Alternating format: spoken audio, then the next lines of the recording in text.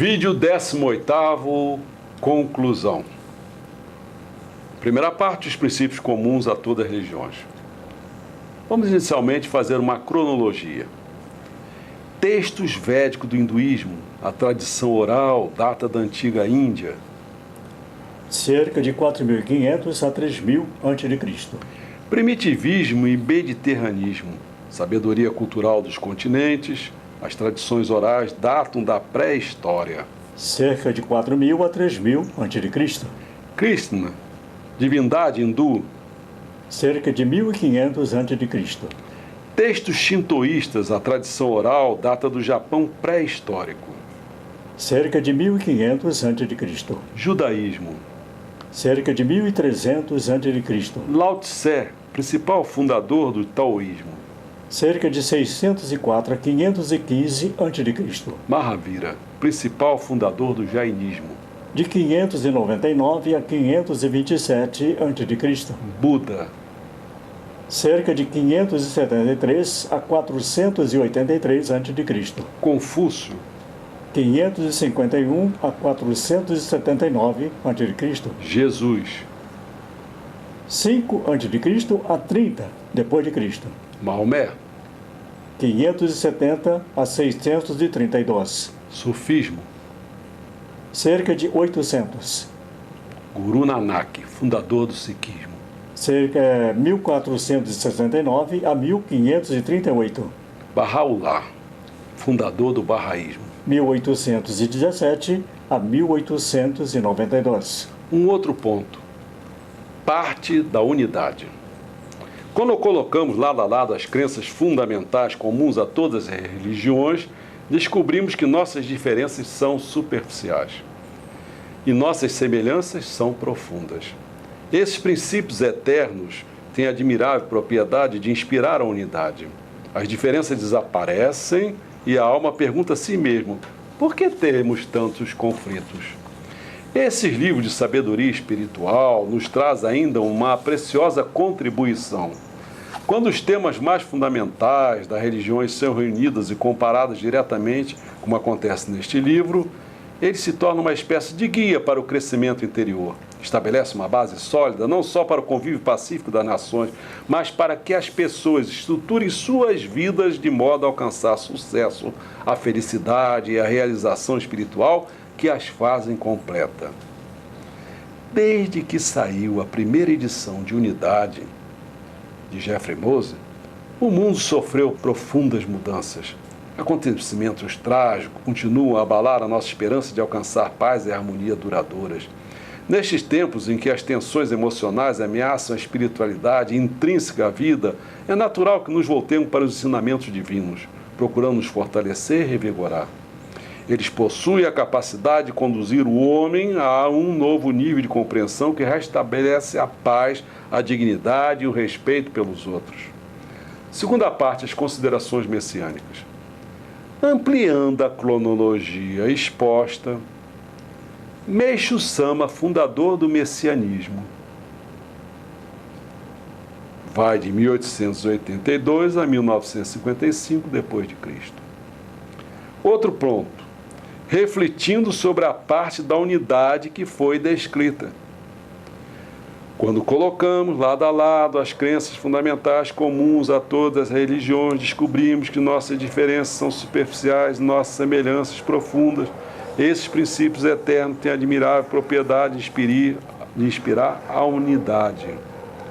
Meixo Sama concorda.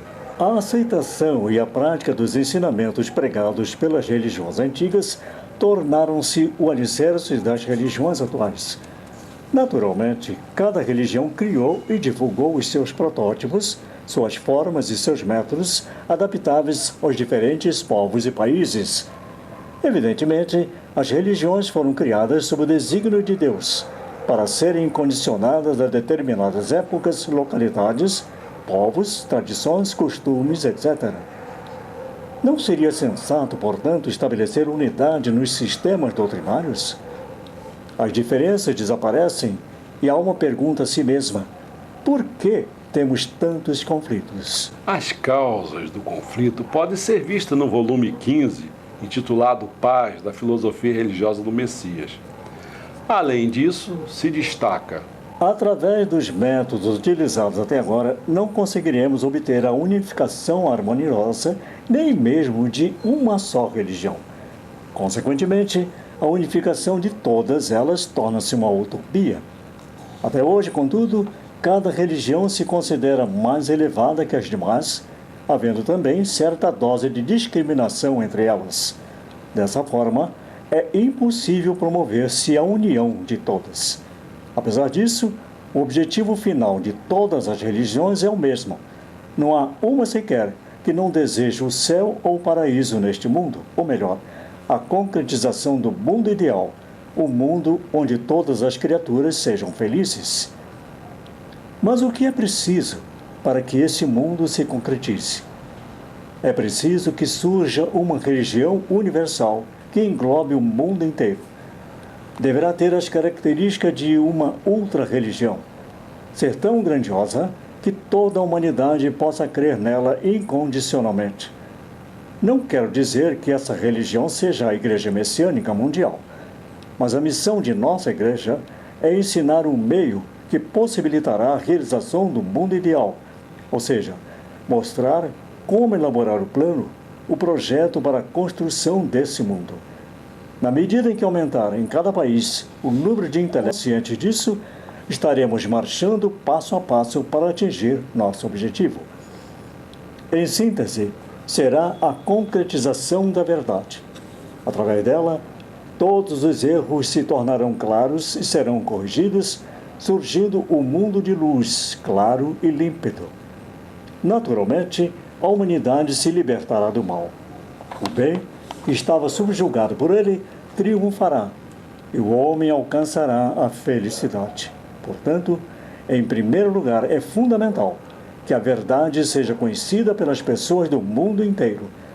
O empreendimento que agora estou realizando, um grande esforço para revelar a verdade através de explanações escritas, constitui uma fase importantíssima para a concretização desse mundo.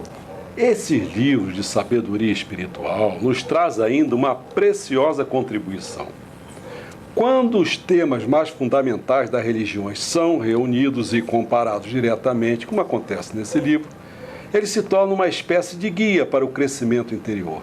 Estabelece uma base sólida não só para o convívio pacífico das nações, mas para que as pessoas estruturem suas vidas de modo a alcançar o sucesso, a felicidade e a realização espiritual que as fazem completa. Desde que saiu a primeira edição de Unidade, o mundo sofreu profundas mudanças. Acontecimentos trágicos continuam a abalar nossa esperança de alcançar a paz e a harmonia duradouras.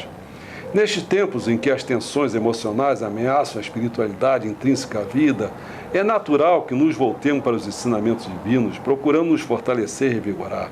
Eles possuem a capacidade de conduzir o homem a um novo nível de compreensão que restabelece a paz, a dignidade, o respeito pelos outros. Destacamos os desejos de paz, sucesso, felicidade e realização espiritual. O Messias também destaca a paz. A verdadeira religião deve fundamentar-se no universalismo. Não será verdadeira se for limitada a um país, a um povo, a uma classe, porque tal limitação provoca disputa de poderes, o que contraria a própria essência das religiões, cuja missão é eliminar conflitos e promover a paz, visando a concretização do mundo ideal de eterna paz. A fim de manter a programação dos vídeos em torno de 20 minutos, sugere-se para o desejo de paz a leitura das 36 soluções dispostas no volume 15, Paz, da Filosofia Religiosa do Messias. Sucesso, a leitura do volume 14, Prosperidade, da Filosofia Religiosa do Messias. Alguns escritos. O leitor que almeja a prosperidade, diz o Messias: se o homem deseja crescente prosperidade, deve fazer esforços para aprofundar sua inteligência. A profundidade da inteligência depende da força da sinceridade. Conclui-se assim que o homem cuja fé não é correta, nada conseguirá. O Messias traz a seguinte esperança para os envolvidos com a educação. Até agora vivíamos pressionados, mas essa forma de pressionar vai enfraquecer. Se no sentido de que, se antes precisávamos falar 10 ou 20 vezes para que as pessoas entendessem, agora entenderão se falarmos 5 ou 6 vezes. Felicidade. A leitura do volume 16º, intitulado Felicidade, da Filosofia Religiosa do Messias, alguns escritos a respeito. Felicidade é o objetivo grandioso do homem, porém existem 2 níveis, a momentânea e a eterna. A primeira, a momentânea, busca a fortuna, sucesso profissional e aquisição de bens, adquirindo vai logo à procura de outros, o que a insere numa roda viva sem fim. A segunda, a eterna, só se realiza quando entrar em estado de união com Deus. O Messias diz que Deus é felicidade. Em todos os tempos, o ser humano aspirou à felicidade, primeiro e último objetivo do homem e meta de todo preparo, esforço e aperfeiçoamento. Mas quando poderão as criaturas consegui-la de fato? A maioria, não obstante ansiar pela felicidade, permanece vítima das desgraças e deixa este mundo antes de desfrutar a alegria de vê-la concretizada. Será então a felicidade algo tão difícil de conseguir? Devo dizer que não. A felicidade baseia-se na eliminação de 3 fatores principais: a doença, a pobreza e o conflito. Como essa eliminação não é fácil, a maior parte das pessoas submete-se a uma forçada resignação. E reitera novamente a situação em que os seres humanos se encontram na atualidade. Quantas pessoas felizes conhecemos? Talvez nenhuma. Isso mostra que o mundo está cheio de sofrimento. Todos vivem sob o risco de fracasso, da dúvida, desespero, desemprego, da doença, da pobreza e do conflito, acorrentados pelas dificuldades como se estivessem numa prisão. E o seu esforço? Após ter fundado a Messiânica, estou me esforçando ao máximo para salvar milhares de pessoas e criar um mundo de felicidade. Frequentemente, os indivíduos buscam apenas o próprio progresso e felicidade. Por mais elevadas que sejam as suas aspirações, essa atitude indica um indevido amor próprio e não pode ser muito abençoada por Deus. Realização espiritual. O homem tem que se elevar espiritualmente a ponto de entrar em estado de união com o Ser Supremo. Para isso, ele tem que cumprir a sua missão, que é de construir o paraíso na Terra. Cada religião tem sua missão a fim de construir o reino do céu na Terra. Condições necessárias para isso passam por várias situações. Entre estas, a de estreitar a relação entre religião e política, bem como a de enfatizar que a missão da arte é enobrecer os sentimentos do homem. Mas, para finalizar, se afirma que se uma apenas dessas condições, ou melhor ainda, um destes princípios aqui tratados for considerado uma verdade religiosa para todos os credos, como, por exemplo, cultivar o altruísmo, que é a regra de ouro. Acredita-se que as religiões poderão dedicar unidas em prol da construção do paraíso na Terra, e assim ter-se-á cumprido a missão divina. E com vocês eu espero que tenham gostado da unidade religiosa. Até a próxima.